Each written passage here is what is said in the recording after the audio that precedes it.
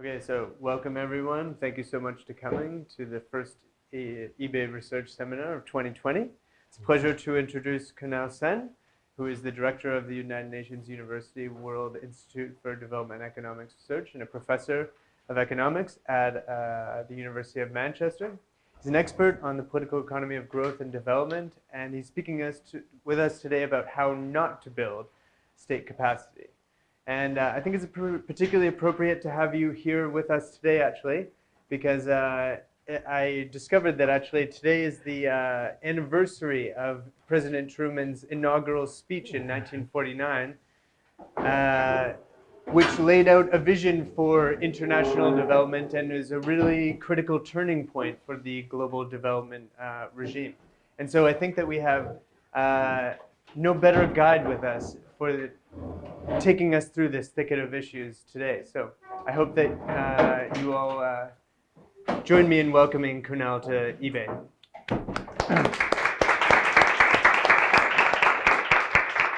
So thanks, Charles and Leslie, for the invitation. Actually, I was in eBay. I came here to give some lectures. And I'm not mistaken, I was pretty much lecturing in this room. So it feels very nice that I'm back where I was here for 3 years back. Okay, so what my seminar is going to be about is how not to build state capability. You kind of used to lots and lots of lectures and policy briefs and lots of things for donors on how to build state capability. But I'm going to try and tell you how we should not do it. I'm not going to tell you how to do it because that's a different question, but I'm going to try and tell you how we should not do it. And so that's going to be a different approach to the whole issue. And let me just start off by saying that there's one thing, and I don't think here in this room, I need to say this, I already know Matthias is here. Matthias's work on state capacity has been very important for my own thinking. But we do now know that state capability is a very important determinant of economic development and effective governance. Lots of work by economists and political scientists on this, lots of different citations. Here a couple, Archtypical Robinson's most recent book and Centeno et al.'s book on state capacity came out a few years back. We also know that countries with higher state capacity have been able to meet their MDG targets. There's a nice paper by a colleague of mine, Antonio Savoy, with Niaz Asadullah, which shows that for the same level of economic development, two countries, the same level of economic development, the one who has highest state capacity tends to reach their MDG targets or poverty and so on faster. We also know that. But the problem really is that for many low-income countries, what we see is a low equilibrium state capability trap. In other words, many countries that we would like to worry about in terms of what they can do with economic development and governance, they are caught in this trap. And that's really the question that many of us who work in this area are asking. What do we do about the set of countries who are caught in this low equilibrium state capability trap? So what exactly is this? So this is work that I'm using from Land Pritchett and others, where they show that the bottom 15 countries in state capability ranking, however measured, will take an average of 872 years to reach Singapore's level of state capability if they go at the current level of progress. 872 years, how many generations is that? The next 15 countries will take an average of 209 years, pretty long, right? Afghanistan will take 1422 years to reach Singapore's level. Haiti will take 1768 years. And at current rate of progress, it will take infinity means forever, for countries with a low state capability to reach Singapore's level of bureaucratic equality and control corruption. So you're talking about countries which are really in a very bad situation. And of course, for many donors, many development policy actors, this is a really serious question, because we know this essentially drives many of the things we want to see is achievement of the SDGs around poverty reduction, inequality reduction, and so on, right? So what can we do about it? I just put this graph together just to make this point in a different way. So what I have here is a measure of state capacity, state government effectiveness from the World Bank's database. This is WBGI, the Kaufman-Cray measures. We all know there are problems with this measure, but it's a pretty good measure and at least capturing the basic trends, right? So I've taken two countries, which are Botswana and Chile. Not even taking countries like Denmark and US and UK. I've just taken two countries in the global south. And I've taken countries which are DRC Congo, Somalia, and Burundi and Afghanistan. And you can see pretty much whatever you might say about the exact measures themselves, there's absolutely no evidence of catching up. absolutely no evidence of catching up. These countries are stuck in this trap, right? And no wonder that we get the kind of calculation that Land Pritchard and others have got for us, that it's going to take infinity for these countries to reach even anywhere near Botswana, Chile, forget about Singapore. So that's the trap. Now, of course, this is an area where donors have very strong views, what to do about the trap. And of course, the way donors approach it and development actors approach this is to think about, okay, we see this problem, what do we do about it? And one basic innate response to this whole problem is for these countries which are caught in this trap to adopt formal laws, regulations, and policies that have worked in Western countries and focus on the de jure. That's the first innate response you get to see. And I've been traveling to many of these countries, and often the response is, that's what you're going to do. Try to get these countries follow the de jure regulations that we seem to work very well in the West, in the richer countries. So that's the first thing. And the advocacy of such laws, regulations, and policies is based on the premise that donors have, and perfectly understandable why they have this premise, that if these laws, regulations, and policies have worked in our own countries, which are the rich democracies, why should they not work elsewhere?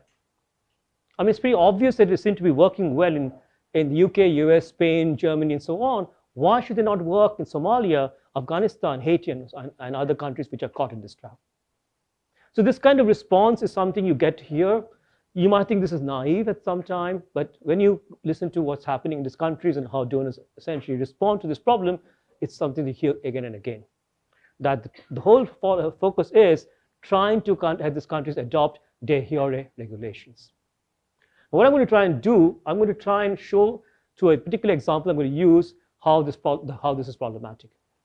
I'm going to show you some data which I've got for these countries. I'm going to try and show you some results, which in my view is something quite, I was surprised by myself because I got some quite remarkable results, which I'll show to you. But I want to first tell you the outline of my argument. I'm going to argue that an approach to state building in countries with weak institutional contexts, like the Somalias of the world, which tries to spread best practice, irrespective of organizational capability or realistic plan to build such capability, makes matters worse, not better. So this is important. I'm not even saying that it just keeps things as they are. I'm going to argue that things makes things actually worse, not even better, not even keeps things as the same, and certainly not better. I'm going to argue that with countries with low state capability and high levels of de jure regulation, what is in the paradoxical situation that any attempts to achieve legitimate public purpose by increasing regulatory stringency, make laws work better or lead to better or have better institutions, can lead to even less compliance and less likelihood of creating a positive dynamic in improving the regulatory agency's capabilities. So I'm going to argue that essentially when you try to do this, not only do we not see any change, you're going to lead to a situation where any potential chance that there may be of improving the agency's capabilities is actually eroded. That's an even stronger argument in saying actually you're doing no harm. You're doing actually some harm here. So I'm going to try and show you that. And what I'm going to try and do is I'm going to make this argument using a particular case study, an iconic case study, the World Bank Doing Business indicators. So I'm going to use this to make the argument that essentially the way we approach this problem of low state capability, of trying to make countries adopt regulations that we think work well in other contexts, actually makes things worse. So what is this particular, my case study? My case study is the World Bank's Doing Business indicators. And I guess almost all of you have heard about this, right? What is it? It is, according to an article in Foreign Policy, one of the institution's greatest contributions of the past 50 years. That's a pretty strong statement, right? All right, I'm not sure if one could agree with that anyway. But what does it do? Doing business measures the processes for business incorporation, getting a building permit, obtaining an electricity connection, transferring property, getting access to credit, protecting minority investors, paying taxes, engaging in international trade, enforcing contracts, and resolving insolvency. Pretty much everything that matters in dimensions of investment and growth. Okay, the whole gamut of institutions. That's what doing business is trying to do, is trying to measure dimensions, all these different things in different indicators, which are brought into a composite indicator, and then allows us to rank countries based on this composite indicator. And the World Bank does it every year for as many countries as it can. Now, the bank says, and this is the most recent document they have on doing business, the doing business advocates for both regulatory equality and efficiency. It is important to have effective rules in place that are easy to follow and understand. Who can disagree with that statement? Pretty much, yeah, of course. Rules that are easy to follow and understand. Effective rules. Why is there a problem with this statement? But you can see right away the vision that we have, and this is the vision we get from doing business indicators, is about rules that are to be implemented. Things that are de jure, that can essentially be adopted in all the countries that we're talking about. Okay? They also say in the same document, the top 10 economies in the ease of doing business ranking share common features of regulatory efficiency and quality, including mandatory inspections during construction, automated tools used by distribution utilities to restore service during power outages, strong safeguards available to creditors in insolvency proceedings, and automated specialized commercial codes. These are the countries that do very well in doing business. And of course, it won't be a surprise to you that the countries do absolutely at the bottom of this doing business are the countries I showed you earlier, the Somalias and Afghanistans of the world. They're right at the bottom. Okay? So now the doing business has been absolutely very, very important, right? I mean, how many times when I go around to different countries and I talk to the Ministry of Industry, the Ministry of Finance, how much they sort of tell me, okay, we are now this here in the doing business ranking, and we want to be there. I go to Malaysia, they want to be like Singapore. I go to Singapore, they want to be like Denmark. And if I'm in a country in Africa, they want to be like Botswana or Rwanda, which by the way is also pretty highly ranked in the doing business indicators. So there's always a country you would like to be like, and every country rather than the bottom wants to be higher in the ranking. Okay, it's a hugely influential, right? Countries judge their performance by comparing the doing business ranking over time, and often in the improvement in a country's ranking is met with delight. When India, which was right at also the lower end of the ranking, improved dramatically by about almost 80 points 2 years back when the Modi government came to power. Just after that, it was something that was absolutely celebrated in the media and in the popular and the government. There was a remarkable feeling that it was a great success that India did so well in moving up doing business rankings. So it's something that countries are very much influenced by.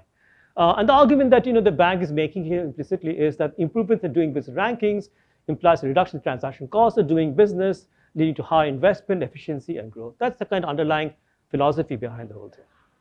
Okay, so that's what it is. But we know that there are others who don't agree with the bank or with doing business, and the critiques of the doing business too. What are they? So the critique of the doing business indicators is that simplification of doing business rules, regulations is not a good thing. So this particular argument is that if you have labor laws, we don't want to make them more flexible. If you have environmental standards, we don't want to weaken them because we need them for public purpose objectives. So there is a strong critique of the banks doing business from agencies like the ILO and many other agencies and civil society, right? And this critique makes the point that complex laws and regulations are necessary for countries to meet their public policy objectives, like protecting workers' rights, promoting health and safety standards in the workplace, taking care of the environment. So there is also a very strong opposition to the philosophy behind doing business. And we know about that. But the problem is that these two sides are doing business reform, both who are for it, like the bank, and those who are against it, really have a view of the world that is problematic. Both of these views have underlying assumption the way investment takes place in the developing world that is not correct. Both of these views think that a country's de jure processes for doing business, that is what should happen as a result of existing regulation policies, is what really happens in practice. So they confuse the de jure with the de facto. And I will show you evidence there's a huge gap. So both the views are contesting about rules and regulations that are not being followed in practice, especially in the countries we're talking about. The countries caught in the low-level equilibrium trap of Z capability. Okay? So both views assume that firms fully comply with the rules and that there's no systematic deviation of the rules in actual practice. So therefore, these views demand reforms. One view says ease the doing business, make things easier. That's the bank. And the other view says, no, let's make rules more stringent because you want to achieve public purpose objectives. That's a debate, and that's always been the case. If you remember the WDR, that was last year's WDR, there was a lot of civil society opposition. The last World Development Report was about doing business. And a lot of civil society opposition to the argument that was there implicitly in that particular World Development Report that what we should be doing, asking the developing countries, is simplify regulations. So that's where the debate is. But how is business actually done in developing countries? And here, what we're going to argue is that they do not actually tell us what really is going on. And I'm going to show you evidence that we have collected on how this happens using already available data sets. So the first paper that helped us think about is a paper that my co-author for this particular paper, Land Pritchett, did with somebody else who was also at the bank, that the World Bank's doing business reports do not provide an accurate investment of a country's business environment. How did they do that? They did something really smart, which we're going to use. What they did is they used another data set from the World Bank, the World Bank Enterprise Surveys, where in the enterprise surveys, what is done? The surveys go around asking firms, how much time did it take to actually get your construction permit? How much time did it take to get your operating license? How much time did it take to get your environmental regulation going through? So this was essentially a trying attempt to understand actual reality. So here we have the World Bank's doing business reports which tell us what is the de jure, and here we have the enterprise surveys which is telling us de facto. And this paper put this together and gave us some new insights of how we can think about de facto, de jure, which you're going to use in this particular presentation. So what did they find? So they compared, this is Hallward Dreimer and Land Pritchett, compared the de jure times reported in the doing business reports with the World Bank enterprise surveys. And for example, they find, according to the doing business reports, you should take about 180 days to get a construction permit in India. So if I was going to India and I want to start a firm, I would see a document outside the Ministry of Industry or whichever in this ministry gives the construction permit and says, if you follow the standard procedure, fill in the application, wait for your clearance, it will take 180 days. Go through environmental checks and everything else, it'll take 180 days. But what they find when they look at the enterprise surveys is that for the same year, some firms did only 1 day to get their construction permit. 1 day, you went in and you got it, right? And others needed up to 365 days to get the same permit. 1 to 365, remarkable variation for the same thing, right? And they found that the average number of days for getting from the enterprise survey was only 33 days. The average number of days to get the construction permit in this country where the de jure is saying 180 days was 33 days, 1/6 of de jure. So systematic deviation from de jure is already what we saw. So here's what we are now going to do. So before I show this, let me just show you what we're going to try and do. What we're going to try and do now is going to look at the de facto. And here I'm going to use some arguments I've used in a previous book that I published with Land and others on trying to make the argument that what we see in actually in developing countries are not rules, but deals. So what are deals? Deals are essentially, these de facto deals are what we see between business and bureaucrats on one side, business on one side, and bureaucrats and political leaders on the other side. Think about many cases of deals that we can around the world. Think of Suharto and his cronies. And think about the firms that were favored by Suharto and his family during the time that he was in Indonesia as the president. Think of Mubarak and what we have, the evidence on Mubarak, that we have a very good work with Ishaq Dewan and his co-authors who finds that Mubarak firms get a premium in the stock market because they're linked to Mubarak. There are many cases of this where we can think of deals, that those are big deals, large deals with the highest political leader. But think about deals struck at the lower levels, right? And here we talk, so deals are this personalized relationships between business on one hand and political leaders and bureaucracy on the other. It's a one-to-one relationship, right? These are very personalized. So what I can offer you may not be the same thing I offer somebody else.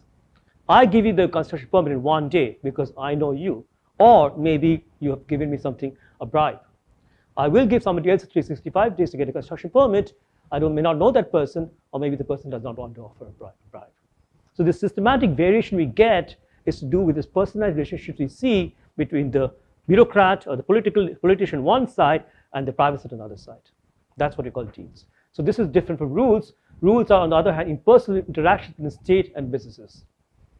180 days for India would have been like everybody gets construction permit 180 days. Maybe a bit of deviation from that, but not much. That would be a rule. So it's something that is rules that is systematic and is not applied one-to-one. So we're going to try and use the intuition about deals to now look at how things work in developing countries using the World Bank Enterprise Surveys now for a large number of countries. But before that, let me just put it this, just want to tell you that the previous work I did that was part of the Effective States Inclusive Development Research Center, where Matthew is also part of, was a Deals and Development is open access, where we put the argument together and then looked at some country case studies in Africa and Asia. And so in this particular book, we talked about who makes the deals, who gets the deals. We try to look at how ordered are the deals, are they sort of repeated over time, how open are these deals, does everybody get these deals, or is it some set of people, and what is the political settlement underlying the deal. So there is already work I did earlier that's in this book, but I'm not going to use this book. I'm going to show you more recent work I've done. Okay, so all right, so how do we then think about measuring deals? And this is the part that I think is something we could use the insight from the earlier paper I mentioned on thinking about this. We're going to essentially look at the enterprise survey questions for all the countries we have, about 130 countries. This is all developing countries, right? And we're going to essentially look at that and compare that with the doing business report for the same particular question on, in this case, construction permits. So I can make like-for-like comparison, okay? So the enterprise survey, the question that's asked is, in reference to the application for construction-related permit, approximately how many days did it take to obtain it from the day of application to the day permit was granted? Simple question. The day I put in my application to the Ministry of Industry or whichever bureaucracy I walked in, to the day I got a construction permit. This question is asked to all the firms in the enterprise survey. These are big samples, nationally representative samples that we have. So I can use this question, which we have at the firm level, to construct my measure of deals, the de facto. Okay, and I'm going to use that. And first thing I want to show you is the distribution of deals and rules across the world, across the developing world. Okay. So this is rules, the green line, okay? So these are countries, okay? Some countries you can see here, it's about 300 days to officially get a construction permit, officially. But this is not a big proportion. The majority of countries bunch around this, is around 100 days. And you can imagine why, because countries are converging now to the same official policy, thanks to the World Bank's pressure to make things very much more convergent. So there is a kind of it's not surprising we see a convergence here. But look at this. What this is telling us is that in the vast majority of developing countries, it takes far less time to get your construction permit than what is officially stated. This is heavily skewed to the left, and you can see this is 15 days here. 15 days is average you take to get a construction permit in many developing countries. And of course, then there are 45 days is the other, we can see it's a big, so between this and this, pretty much most firms are in this space. But interesting also, this blue line goes all the way here, which says that there are many countries where it takes even longer than the de jure. Not a large number, but you can see the blue line going all the way here. This is around 365. Okay, so 2 points. One is de jure is kind of bunched. Countries have moved closer. Of course, there are differences, and I'll show you some differences with countries on the de jure, but they are much more closer in the de jure than in de facto. De facto is all bunched around 0 to 45 days. Now you think about a construction permit, right? If you go to an agency to get a construction permit in the UK or US, you'll have to go through several checks. You can't get it that easily. They want to check whether you maintain environmental standards, they'll check your factory, they'll check a lot of other stuff that you want to build. It is very difficult to imagine that you can walk into an office and get your construction permit. It's certainly very difficult to imagine that you'll get it within 15 days because a lot of checks have to be done. So right away, you kind of think, okay, what's happening here? Why are these firms getting their construction permits so easily, so quickly? And that's right away you can see the de facto deviation from de jure. Now, this is across all the countries that we have. So let's just look at now how we can characterize this data using the fact that we have country level, firm level data. And that's a huge advantage here, okay? I'm going to categorize countries using 3 different categories. Quick deals if firms in the country get the construction permits within 15 days. Moderate deals if firms get their permits between 15 and 45 days, and slow deals if it takes more than 45 days. Quick, moderate, slow. Okay, so I'm going to use this categorization just to make sense of the data. Okay, is this clear? Quick is if you get your permit within 15 days. Moderate is if you get it within 15 to 45, and slow is over 45. And of course, in any country, there'll be proportion firms which get quick deals, some moderate, and some slow. And the proportion will change across countries. So we want to know exactly how it changes across countries. That's important. Okay, let's look at some countries. All right, I want to just make sure, because last time we had a different terminology. We had good, normal, bad. And then people said, no, don't use good and bad. But now you have quick and slow, but we're not making a normative assumption, just to simply characterize the data, okay? So nothing, I'm not necessarily saying that we think this is what we should see. That's not what you're saying, okay? All right, so let's look at some countries. Sudan, so the countries with mostly quick deals. Sudan, right here, Indonesia, Nigeria, Malaysia. Right away, you can see that there are two things going on. If you have a country where firms get their deals very quickly, it can be either of 2 reasons. What are they? One is regulatory capture, state capture. And the other is where the state is very pro-business and state is trying to push out permits as much as possible quickly to get investment started. So if I had to kind of say which of these 4 countries and which particular of these categories, I would say Sudan is state capture, I would say Nigeria is state capture.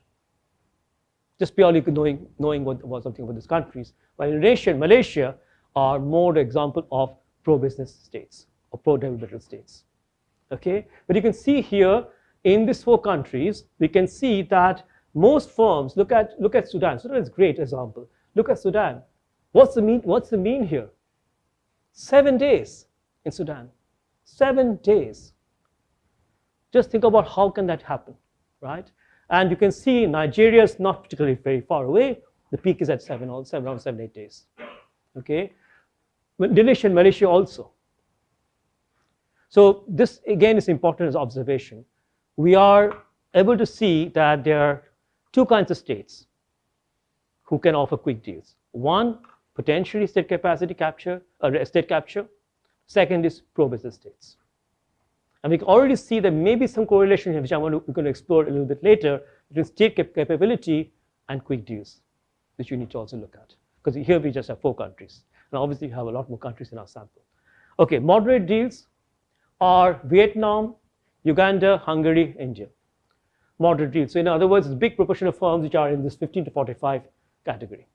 Okay, these are not the most interesting countries for me, because they're moderate deals, and and there's a bunch of firms which are in this category, even though here the theorem is quite on the right hand side.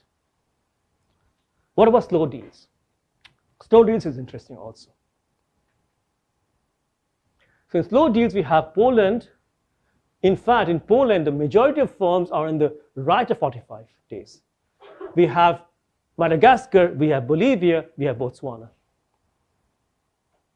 Now remember that, just like I said something about quick deals, I can say something about slow deals, about the kind of states. 2 kinds of states for slow deals. One is a state that is anti-business, anti-growth, anti-investment. The other is a state that is deliberately making things very slow to obtain bribes. Not state capture, but it's a situation of the state actually making things so slow that there's a way that they can obtain extortion from the firm. Obviously, we don't know which of these 4 here, but again, as a guess, I would say this is an anti-business state. This is the Bolivia at the time that Morales was in power. So Botswana, Bolivia might be in that category, possibly Poland also in that category, but potentially Madagascar and Botswana may well be in the other category. We don't really know. But what I want to say is that the slow deals feature can be driven by 2 kinds of states and 2 kinds of business environment. And again, we can't really say, but that's very different from the quick deals part of the story. Okay, all right. Now, now I want to show you some graphs on the fragile states, and it's quite remarkable. Look at Afghanistan. What is Afghanistan de jure? 356 days. This is what's reported in doing business. 356 days it takes to get a construction permit. Where are the firms in Afghanistan? Right here. 356 days is what is the official policy to get a construction permit, and Afghanistan firms get their construction permits around 15 days. Iraq, very similar. Iraq is 167 days. In fact, there are no firms near the de jure. Okay, all the firms are around this category between 15 and 45 days. Already we can see something very interesting here. We're already seeing the states with low state capability, and we know they are in these cases. We see a huge deviation from de jure and de facto. We already can see that. We don't need to see scatters or regressions to see that. It's very clear, right? Two more countries. South Sudan, 124 days here. No firms here in this here. And again, the majority of firms are getting their license, their permits less than 15 days. And finally, Sudan, where you can't even see the de jure. It was so far away, we couldn't even plot it, right? And here's a de facto around 7 days. So you can already see that the countries which have the lowest state capability in any measure you can think of, there is a huge deviation, and that's something that we need to explore a little bit more systematically. Okay. Any questions here, just for clarification? No? Okay. All right. So the other point I want to make is that, you might say, is it that deal making is linked to economic development? No, it's not, right? You have already that we do not seem to see income levels of countries predicting or being correlated with deal making or quick deals, slow deals, and moderate deals. We already see quick deals are Malaysia, high middle, Sudan, low middle, Nigeria, low middle. And we can see that moderate deals are Hungary with high income, Uganda low, India low middle. And finally, slow deals are countries like Poland with high income, Botswana high middle, and Bolivia low middle, Madagascar low. So the correlation income levels, economic development, and deal making de facto isn't very strong. So what drives deal making? What drives the fact that in some countries we see much more higher proportion of quick deals than some other country? And that's what you can try and examine. Okay, I'm going to now look at the following questions, and here I'm going to start looking at cross-country data. Okay, so far we just been looking at single-country case studies, single-country data. So we're looking at first question I want to ask is, does regulatory reform make rules either simpler, making rules either simpler or more stringent, have any effect on de facto deals? Is there a relationship with rules and deals? Does it matter if I change the rules? Do I expect to see changes in deal making? Number one question. In other words, are countries with simple rules ones where deals are the most prevalent? That's the first question. Second is that, the opposite of that question is, do countries with particularly stringent rules have less deals? So the first question is about rules and deals. The second question I want to ask is, how does state capability affect deal making? Because already we have some sense of that there's a correlation here which we need to explore. We already saw the graphs in the fragile states, and we're already thinking that there is a relationship which we need to understand, the state capability and deal making. So we're going to try and look at this. I want to just put this slide up. Just want to say that we are measuring state capability, and you can criticize this, but it doesn't really matter very much. We're using the world governance indicators. We're going to use the six dimensions. We're going to use principal components, and the principal component, the first principal component explains 80% of joint variation, so it doesn't really matter. We tried other measures of state capability, like the ICRG measure of state capability. There are many other measures. It doesn't really matter in one sense. Yes, we don't like WG, the World Governance Index. We all have problems with it, but it's a proxy, and it's as good a proxy as you can get. And the good thing is that because of this, I can capture countries like Sudan and Somalia and so on. Otherwise, I couldn't. This one does not have that, right? I want to capture these countries in my analysis. So that's the reason. Okay.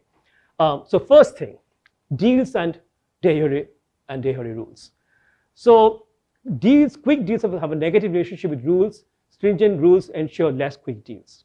So it's true that if you make things tighter, you can reduce quick deals and increase slow deals or moderate deals, right? And slow deals have a positive relationship with rules. Simple rules lead to less slow deals. And you can see that here, though you can see that, if you see this, so we divided it by the three different kinds of deal making we see. Here's a negative, but pretty weak. Slope is pretty much close to zero. Here in moderate deals, it's pretty flat. And here when it comes to slow deals and de jure, then we get a more upward sloping line. So the relationship between deal making and de jure is weak, and also we see significant nonlinearity, because you can see this whole thing is essentially quite nonlinear. First point. Okay, we are not seeing any systematic relationship. If it is, it's not particularly strong. What about state capability and deal making? And there we see something quite striking. Okay, so we see that quick deals have a negative relationship with state capability. The best deals are in countries with poorest state capacity, implying regulatory capture. Even though I mentioned Malaysia and Indonesia earlier, when you look at the cross-country evidence, here we have a very clear relationship. Slow deals have a positive relationship with state capability. Stronger states may lead to harassment. And again, we have a nonlinearity in the relationship. So here's what you see. Clearly negative. The stronger state is in capability, the less likely we could have quick deals. You can see that there's a fairly clear negative relationship here. Moderate deals as a capability against flat, you don't really see much. And here it's again clearly positive. So state capability, higher state capability, drives down quick deals and increases slow deals. Or another way of saying that is that more state capability takes it closer to the de jure. Takes it closer to the de jure. The de jure is always, as you know, around 190 days and so on, on the right-hand side. So increasing state capability is taking you closer to de jure, reducing state capability is taking you further away from de jure. The gap in de facto and de jure is much more stronger in the weaker states than it is in the stronger states. You can see that in the scatters. Okay. Now I want to look at, I'm going to try and of course put it together in a simple regression. I'm very careful here. I don't know how many of you are economists. I say correlates here of deal making. There's always this problem. Then I put up a slide of this kind and I run a regression. People say to me, where is the IV or how did you handle reverse causality? I want to say to you, I did not. I could not and I did not, and I don't really care. Okay, because I'm not ready to tell a causal story. Okay, so now what I want to do here, this is going to be, I just want to make clear what we're going to do here. So we're going to run a regression of quick deals, moderate and slow also, but I'm not going to present those results, against two important explanatory variables: rules, the de jure, and state capability. And then I'm going to interact the two variables. Why? Because I want to say that imagine two countries, a Somalia and a Malaysia, who both have the same de jure. What would we expect to see, given that Somalia's state capability is much lower than Malaysia? Our intuition would be that the interaction term should be negative and significant, because a Somalia is far less able to make sure its rules are enforced than a Malaysia. So the interaction term is capturing this very important cross effects. That's why I have interaction term. Along with that, of course, I have these two variables on their own. But I'm really very keen to explore this interaction term, which is another reason why I could not explore this in an IB strategy, because trying to find instruments for three variables, the two single variables and the cross effect would be very difficult. So that's what I'm very clear about that. Okay, so we look at the interaction. Okay, and of course, we're going to control for other correlates of deal making, such as institutional geography. So I have measures of geography, latitude, I have measured institutions, standard regression that you see in this literature. I'm not going to show you the results on that because that's not so interesting for me. Okay, all right. So here's the regression. I'm just going to focus on this particular one. When I do not bring interaction, I get relation exactly as I thought I would. Higher de jure leads to lower deal making. Or less quick deal making. That we already saw in the scatter. Higher state capability leads to less quick deal making or higher slow deals. So deal making goes down both when you increase de jure and when you increase state capability. That we saw in the scatters. But look at the interaction term here, this one here. When I introduce the interaction term here, I think this is with the controls. If it's without controls, we see. This is with controls. We see clearly this interaction term is negative and significant. And what I do here also is, because I've already seen that it's a nonlinearity in the relationship, I introduce de jure both above the median de jure and below the median de jure. In other words, I introduce them separately, and I introduce state capacity exactly separately, and then I interact them. And I get this negative and significant result, which is telling you exactly what the issue is. That countries which have low state capability are far less able to enforce de jure than countries with high state capability. So this is essential. I can put this just very quickly in 3 bullet points. We find there's a relationship between rules and deals, but it's a weak one, not very strong. We find that it should be dependent on the level of a country's state capability, and that's really important, the interaction term. And we find that with stringent rules and very low levels of state capability, perversely more stringent rules lead to less compliance rather than more. So this is kind of counterintuitive. You make things tighter, you get to see less compliance. But then don't forget, we're talking about countries with low state capability who cannot enforce those rules. So that's important, right? And the paper, by the way, which I'm using here is a paper with Land and 2 other co-authors that came out in one of the asset working papers, effective states working papers. It's online. It came out last year. You can take a look at it. Okay. Now I want to show you a graph, okay, because this graph tells you the interaction. So the effective rule of rules and deals with stringent rules and low state capability is perverse. That's the key finding. For a country of low capability like Sudan, roughly an index of 1, the effect of more stringent rules is to increase the percentage of firms who get quick deals, less compliance. And you can see in this graph is measuring state capability on this axis, is measuring what happens to, this is the interaction term, what happens to quick deals when you increase construction permit doing business by 100 days. And you can see that if you're a Sudan here, it actually increases quick deal making. It increases less compliance. On the other hand, if you are a Poland here or Hungary here, it actually decreases quick deal making. So this is exactly what you might have expected. A country like Poland can enforce rules.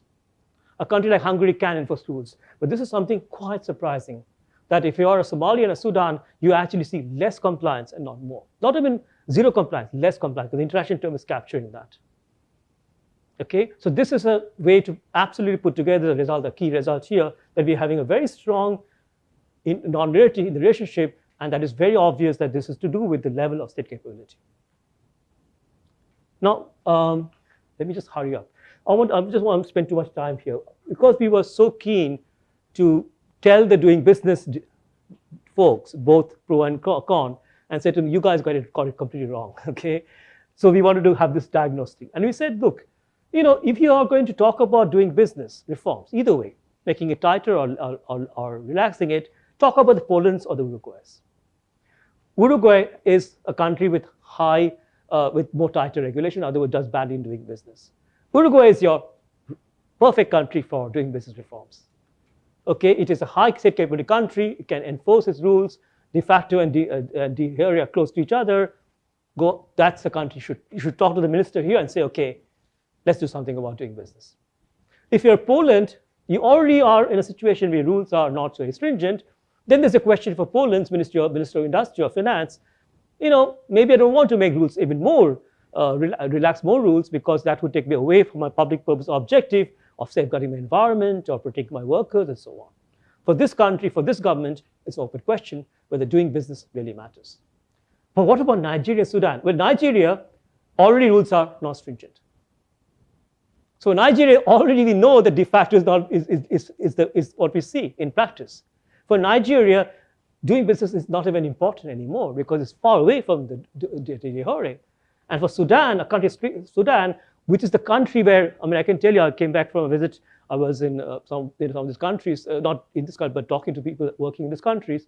The focus in these countries right now is what do we do with the fact that they are so far below in the doing business rankings. So the focus right now is how can Sudan improve its doing business rankings? Because that's going to bring about investment growth in Sudan. But the point is, Sudan is far away from de jure. Doing business doesn't really matter. And if anything, for Sudan, if you try to make things even more stringent, for example, if you want to push that, you're going to get even less compliance. So for Sudan, therefore, this particular country is an example of where the doing business debate simply is not important. And yet, we spend a lot of our time on this set of countries, advising these governments here to do something about doing business. Okay? Sudan is a great example, and I just want to focus on Sudan. In Sudan, the doing business indicator reported it will take 270 days to get a construction permit, which is more stringent than the median across all countries, 190 days. Sudan has some of the most stringent regulations or construction permits on paper. But we find that for that year, 94% reported a quick deal, and median time was 5 days.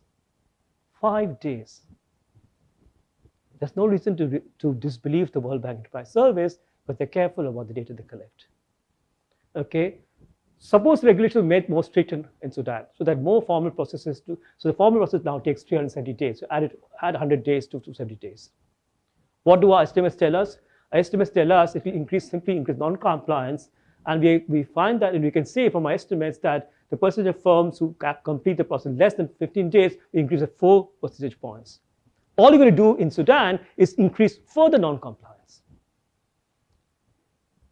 So Sudan is in a situation where trying to maintain regulation or even try to strengthen it is what we call a lose policy. Lose in 3 ways. Lose, first dimension, all you're doing is promoting non-compliance and illicit non-compliance. We have no idea the firms that are getting their construction permits in 5 days, how much bribes they're paying. There's some report of that in the World Bank Enterprise Service, but the bribery data in the Enterprise Service, we are not particularly confident about. So we are simply promoting illicit non-compliance. Possibly illicit, but certainly non-compliance. Second lose is that we're going further away from the avowed objective of maintaining public policy regulations. So all you're doing is pushing firms away from what you really want them to follow, which is whatever the rules that you might have. So all you're doing is actually taking the country away from the public policy purpose objective that you might have for whatever it might be, construction permits, environmental regulation, whatever it might be. So all you're really doing is taking the country away from that.